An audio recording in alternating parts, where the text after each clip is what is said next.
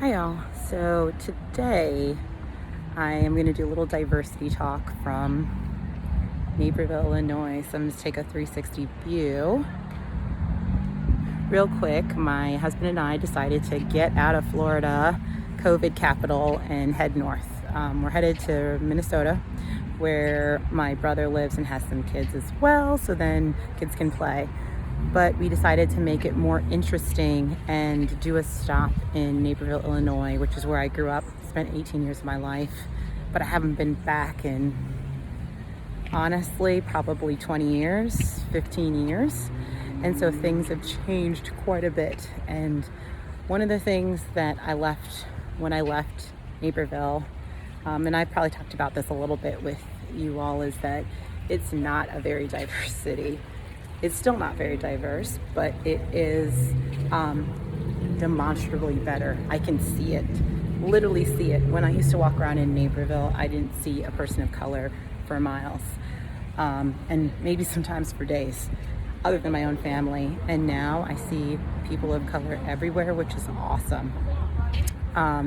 So that's great. They've also done some awesomely beautiful things to make it more family friendly, more walking paths, more access to the river, which is what I'm walking on now, as you can see. But I think this was a real effort by this community to listen to people and work on creating more diverse culture and more family friendly for all people, not just white people. So I guess the lesson today is, really look at your organizations, look at your communities and see what they look like. There's a lot of us who talk and preach diversity in our organizations, but don't really talk about what diversity looks like in our own towns. This town is about 150,000 people. I think last time the statistics said 8% African American, which growing up was probably about 3 or 4%.